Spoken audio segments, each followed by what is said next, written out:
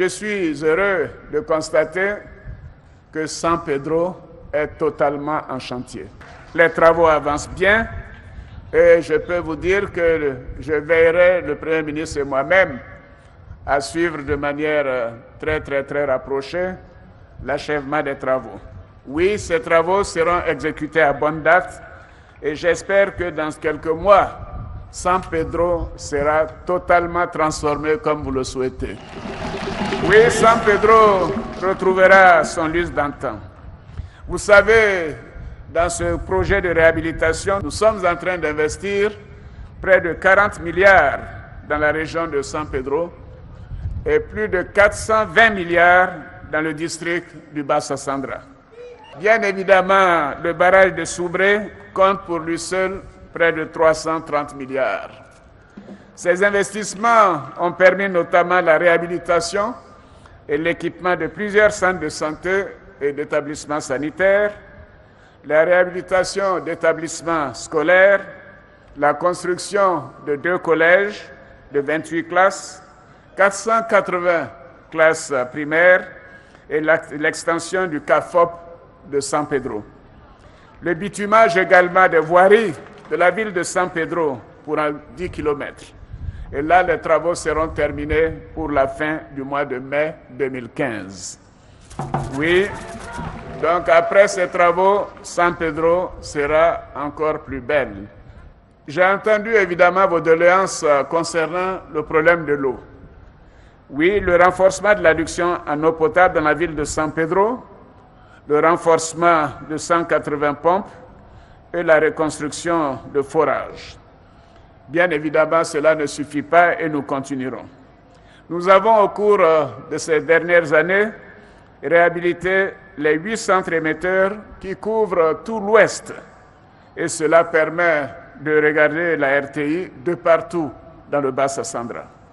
Nous avons également ici décidé de lancer les travaux de construction du réseau national de fibre optique qui permettra aux populations de toute la région d'être connectées à Internet dès le mois de mars. Chers frères, chères sœurs, dans les mois et les années à venir, nous poursuivrons les chantiers de développement de la région.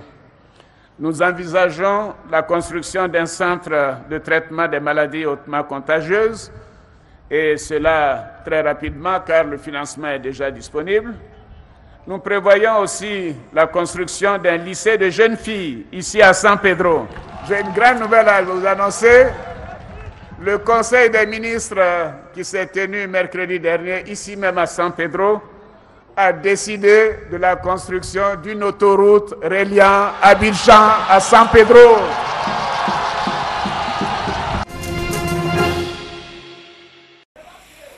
Frigo, filet, pirogue Ashanti et pirogue Nengo flottant dans l'eau. Nous sommes au port de pêche de San Pedro. Ici, on trouve plusieurs variétés de poissons. Sardines, politaines, hirondelles, capitaines, thon, carpe, entre autres. Des variétés de poissons beaucoup prisées par les commerçantes et les revendeuses de poissons. Il y a 500 là. C'est 300. Il dit c'est 500. Inda, elle, est vendeuse d'attiqués poissons.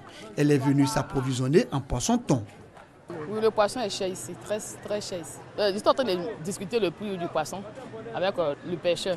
Le prix excessif des poissons au port de pêche de San Pedro, une situation qui s'explique selon les pêcheurs. Les poissons sont chers, non, ça dépend. Il y a les temps aussi, là, c'est dur. Il y a les temps, c'est dur, il y a les temps, ça sort aussi. Mais il y a les temps, quand ça sort aussi, là, c'est moins cher. Mais il y a les temps, quand c'est rare un peu, là, quand on ne gagne pas, là, c'est là ça devient cher. Pour ces pêcheurs, le prix du poisson pourrait baisser à partir du mois de juin, mois au cours duquel les poissons sont en abondance. En attendant, Inda, tout comme les autres commerçantes et revendeuses de poissons, devront prendre leur mal en patience. 20 ans après la conférence de Beijing, le bilan de la promotion de la femme est mitigé malgré les efforts des gouvernants pour la promotion du genre. En Côte d'Ivoire, le constat est le même.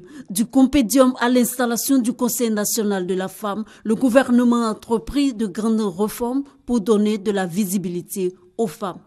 Le gouvernement de Côte d'Ivoire, convaincu que créer les conditions qui permettent aux petites filles et aux femmes de tous âges de réaliser tout leur potentiel. Veiller à ce qu'elles participent pleinement et à égalité à l'édification d'un monde meilleur pour tous sont les meilleurs moyens de garantir leur pleine contribution à l'émergence de la Côte d'Ivoire à l'horizon 2020. Les femmes opèrent dans plusieurs secteurs d'activité. En Côte d'Ivoire, 16 entreprises sur 100 appartiennent aux femmes. Sur 100 agriculteurs, 67 sont des femmes. C'est pourquoi, avec la célébration de la Journée internationale de la femme le 8 mars, le gouvernement veut faire un peu plus.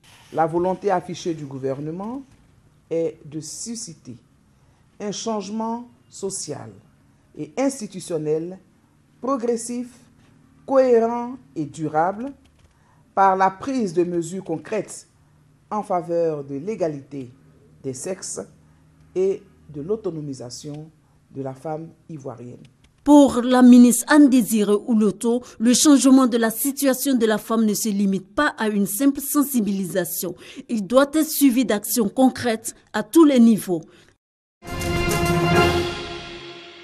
La conductance. Ce matin, c'est cours d'électronique pour ces élèves en première année d'école d'ingénieur près de Paris. Ici, seuls 15% des effectifs sont des filles. La formation, spécialisée en aéronautique, peine à attirer des jeunes femmes. Pourtant, elles s'en sortent souvent mieux que les garçons. À la source de courant. Mon père a toujours communiqué avec moi des passions d'homme en quelque sorte. Et du coup, j'ai tout de suite baigné un peu dans ces domaines-là, alors que mes amis, elles n'ont pas forcément leurs parents ou leur père qui leur parlent des voitures, des avions, du foot, des trucs comme ça. Et du coup, elles ne pensent pas forcément à... elles n'imaginent même pas travailler dans un domaine comme ça. Autocensure, manque d'informations sur le métier d'ingénieur, les barrières sont encore nombreuses. Mais le secteur courtise les jeunes filles assidûment. Aujourd'hui, les entreprises cherchent des femmes ingénieurs. On est à l'ère de la parité. La parité, ça n'est pas seulement des chiffres et du sectarisme, c'est au contraire la complémentarité entre les jeunes femmes, les jeunes hommes, et dans l'aéronautique comme dans tout autre domaine. Dans l'industrie, seul un ingénieur sur 5 en moyenne est une ingénieure. Et plus on monte dans la hiérarchie, plus la proportion de femmes baisse. Karine Boissy-Rousseau fait figure d'exception. Sous sa coupe, 450 personnes et une trentaine de gros clients, des hommes pour la plupart. J'ai remarqué qu'effectivement, il était assez difficile parfois pour certains de mes interlocuteurs de me positionner. Et donc j'ai dû apprendre à dire que j'étais en fait la directrice de mon activité. Pour attirer davantage les femmes, l'industrie doit aussi se pencher sur l'inégalité salariale. Aujourd'hui, un homme touche en moyenne 30% de plus qu'une femme ingénieure. Malgré tout, des places sont à prendre. D'ici 2 ans, les conseils d'administration des grandes entreprises cotées en bourse devront compter 40% de femmes dans leur rang. Début 2015, aucune entreprise du CAC 40 n'a de femme PDG.